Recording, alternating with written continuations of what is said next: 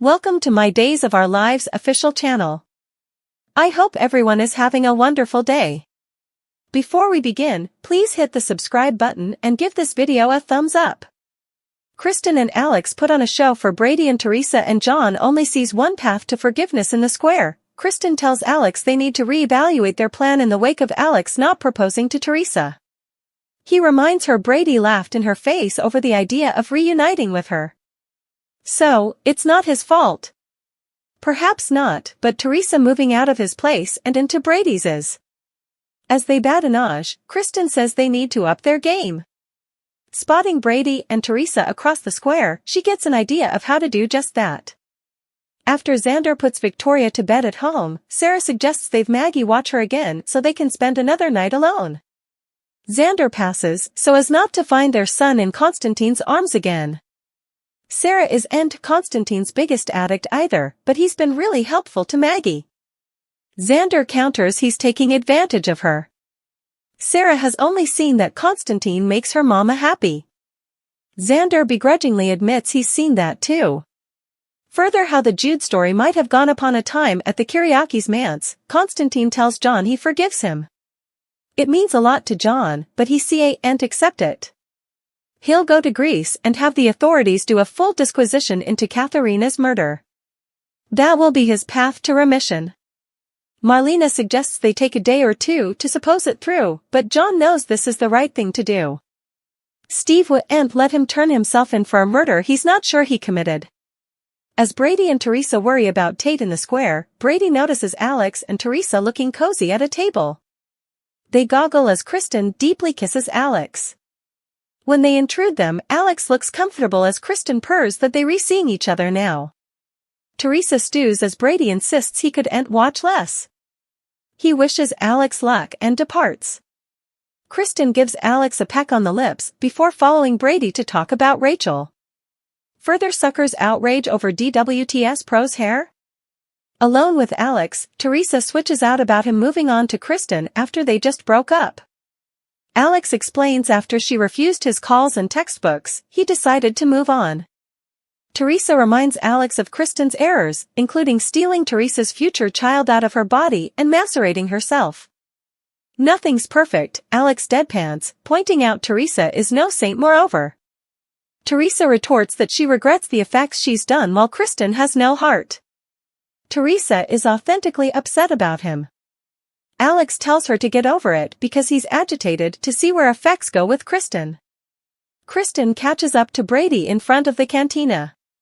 He tries to dismiss her, but she asks if he's worried she's seeing Alex. Not in the fewest. Kristen thinks he'll be more interested, considering Alex is everything she could want in a long-term relationship and a step-parent for Rachel. Brady rolls. Is she bringing Alex around Rachel? Not yet, but they could meet any day now. Further days promo, will the verity eventually come out?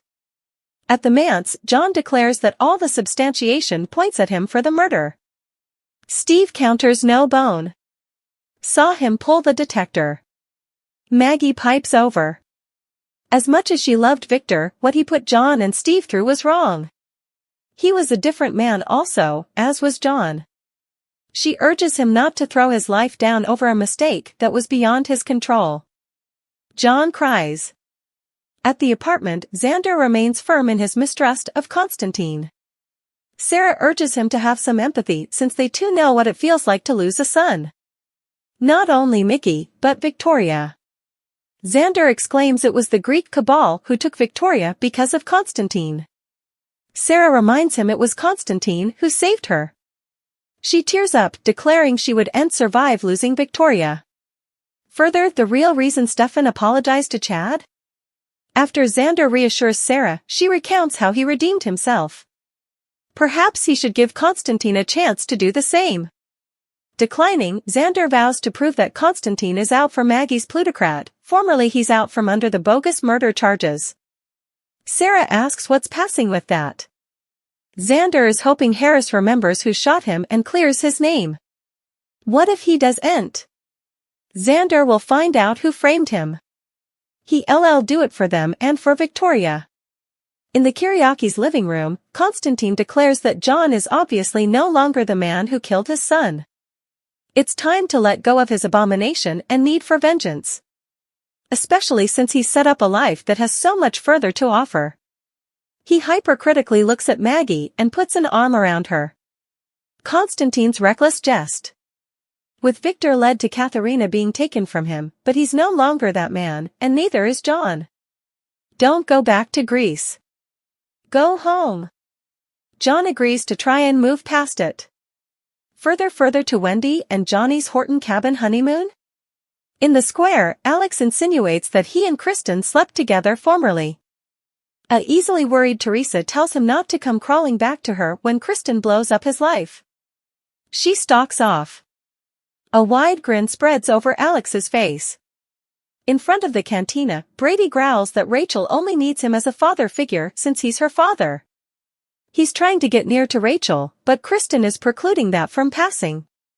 Admitting he may be right, Kristen suggests they set up a play date. Brady grievances that they set commodity over and departs. Alex calls Kristen, and they catch each other up on their plan starting to work. Further, Jude's christening promises to be explosive at the manse. Maggie apologizes to Konstantin on Victor's behalf.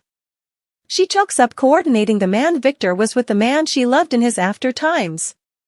Still, she wonders why Konstantin presented himself as Victor's dear friend when it's clear they were bitter rivals. Konstantin says they grew aged and wiser, and his adversary came his friend. He thanks God for that because it led him to her. At home, a despairing John tells Marlena and Steve that the only thing that will give him peace of mind is to pay the price for what he did.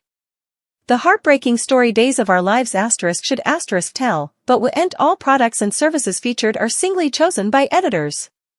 Still, soaps.com may admit a commission on orders placed through its retail links, and the retailer may admit certain auditable data for counting purposes. Nicole has been through the ringer and back over the once 6 months of Days of Our Lives. And while Holly and her coma have been a big part of the stress, much of it's had to do with Nicole losing her baby to Sloane. Suckers have been staying a long time for her to find out her son isn't dead and that Eric and Sloane are raising him, but now, as Jude's christening draws near, it looks like the verity may eventually be about to burst out into the open.